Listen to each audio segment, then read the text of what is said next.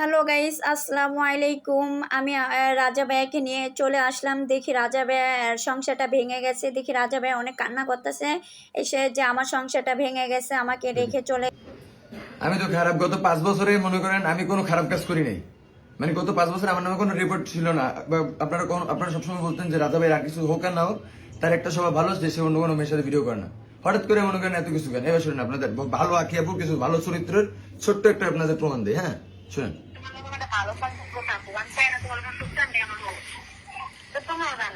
এটা হচ্ছে তার চরিত্র আগে শুনেন। আমি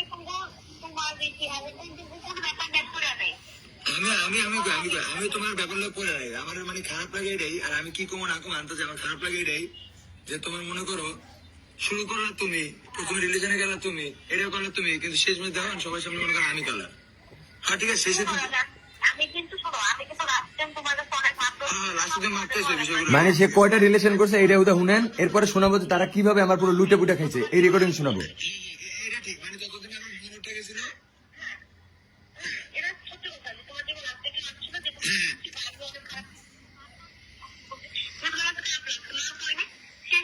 পুরোটা শুনেন, একটু খেয়াল করেন। না তুমি দোষারোপ করবে কেন? আচ্ছা 10 টাকা তুমি আমার দোষারোপ করবে, শেষে তুমি মারতে ঠিক আছে, প্রথমে তুমি একটা ধরে রিলেশন করছো, কত রিলেশন করছো? এটা কোনো কোনো মনে গুলো থাকে কোনো মায়া। আচ্ছা আপনাদের একটা কথা বলি, আপনার ভালোবাসার মানুষ শখ করে বিয়ে করছেন, 5 বছর সম্পর্ক, আপনার একটা বাচ্চা হয়েছে, সে একটার পর একটা প্রেম করতেছে আপনার সামনে, ভাইগাও গেছে একবার, তারপর তারপরে সেই মেয়ে আপনার জীবন মানে আপনার মনে থাকবে কখনো? পরে আমার দেখছেন বিভিন্ন মানে এই জায়গায় ওই জায়গায় উল্টাপাল্টা জায়গায়, পরে দেখছেন একটা ছেলে কখন নষ্ট হয়। আমি কি শুধু নষ্ট হয়ে গেছি? গত 5 বছরে আমার নামে কেন একটা ব্যাড রেকর্ড বা ব্যাড ক্লেম আপনারা পান নাই? আমার একটু বুঝতে পারেন এখন কেন আমার নামে এত ব্যাড রেকর্ড, ব্যাড ক্লেম? মানে আমি এতদিন চুপ ছিলাম কেন জানেন? শুধুমাত্র আমার মেয়েটার জন্য, মেয়েটার কথা চিন্তা করে। বাট কালকে রাতে যখন আমি তাকে বললাম যে আমি আজকে একটু দেখা করবো, সে আমার মেরেই আমার সাথে দেখা করতে দিবে না। তো আমি যদি আমার মেরেই যদি আমি যার কারণে সকল কিছু মানে আটকে হাইট করে রাখছি, তার সাথে যদি আমি দেখা না করতে পারি, তাহলে আমি কেন তারা এত সতী সাথে সাজায় রাখবো সবার কাছে?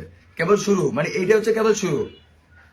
তার ধরা খাওয়ার ভিডিও, তার বাকি যারা যারা আছে সকল সবাই কিছু ভিডিও, সকল কিছু আছে। বাট আমি কাউকে হ্যারাসমেন্ট করতে চাই না, কিন্তু আপনাদের জাস্ট বোঝার জন্য কিছু শোনাচ্ছি। শুনে আর শুনেন। এটা গেল। এইবার আমি আমার কিন্তু এনআইডিও ছিল না। আমার বিয়ের প্রথম শর্ত কি ছিল জানেন? যে আমি আমার ফ্যামিলির সাথে যোগাযোগ করতে পারবো না। কেন? আমি জানি না এটা। আর আমিও কি বিয়ে করার জন্য আমার ফ্যামিলি ছেড়ে ওইখানে যায় আমি এতিম অনাথ? ঠিক আছে, আমি খারাপ। আমি জায়গা জমি টাকা পয়সা, আচ্ছা একটা কথা বলি, আমি কি কম টাকা ইনকাম করছি? আপনারা আমাকে যতদিন দেখছেন আমি ফেসবুকে ছেলেদের ভিতরে নাম্বার 1 ব্লগার ছিলাম। মানে ছেলেদের ভিতরে ফেসবুকে নাম্বার 1 বলতে ভিউজ দিক থেকে। যখন সবার 500কে ভিউ হতো না, তখন আমার প্রত্যেকটা ভিডিওতে 8 মিলিয়ন 9 মিলিয়ন, প্রত্যেকটা ভিডিওতে 2টো করে স্পন্সর। সেই টাকাগুলো কোথায়? আমি গেরিনা ফ্রি ফায়ারের একটা ইন্টারন্যাশনাল গেমার, সেই টাকাগুলো কোথায়? জমি কিনলাম, জায়গা কিনলাম, সবই আপনারা দেখছেন। ওগুলা কার নামে কিনছি? আমার বাইক কোথায়? এবার সেই প্রমাণগুলো দিই।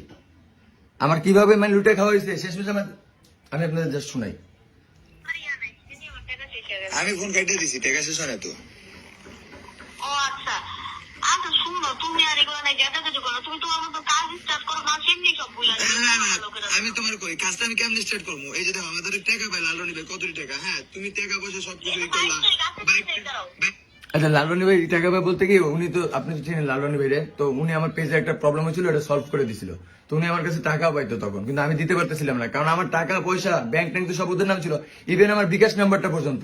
আপনারা হয়তো সবাই জানেন, মানে আমার যারা চিনেন, আমার সিম কিন্তু হঠাৎ করে অফ হয়ে গেছে, আমার বিকাশ নাম্বারটা পর্যন্ত তার তুলে নিয়ে গেছে, যেখানে আমার বিকাশ নগদ ছিল সব তাদের নামে ছিল। এনআইডি করতে যে আমি আমার গ্রামে যাবো, আমার গ্রামে পর্যন্ত যাইতে দিত না, ঝগড়া করতো।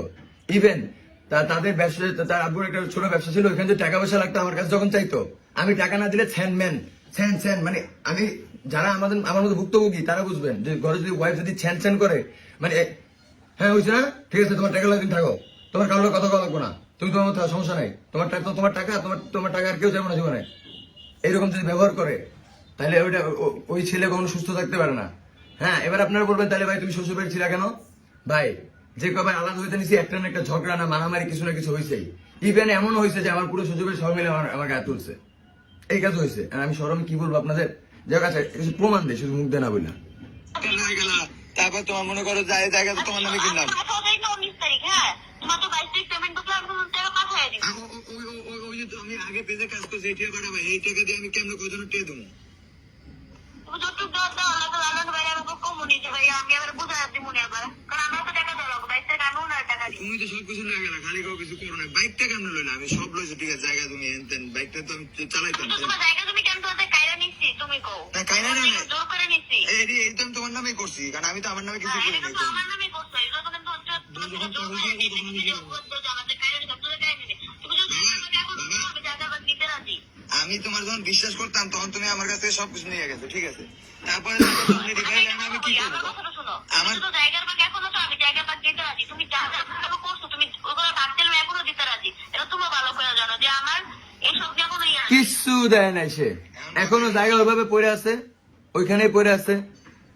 বাইক বিক্রি করে খাইছে, ভালো কথা।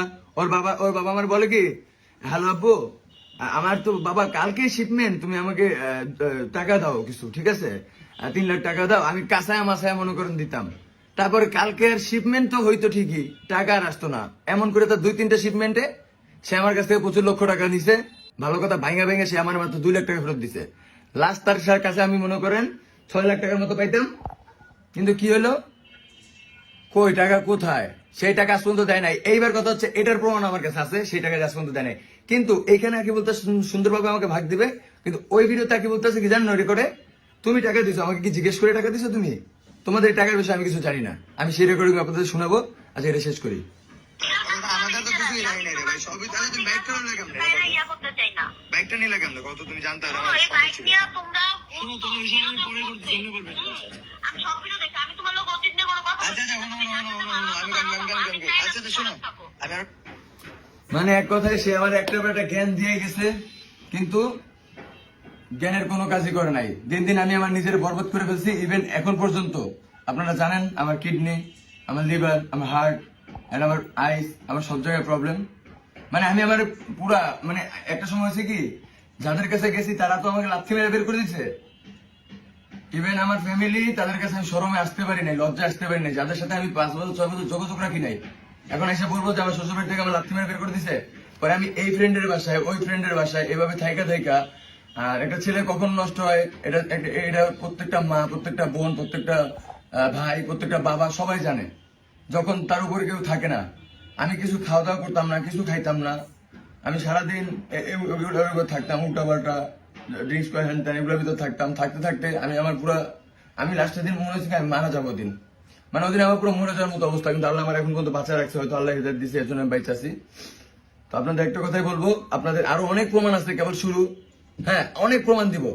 কিন্তু সে আমাকে ভয় দেখাচ্ছে, বিভিন্ন রকম আইনগত ভাবে ভয়। হ্যাঁ,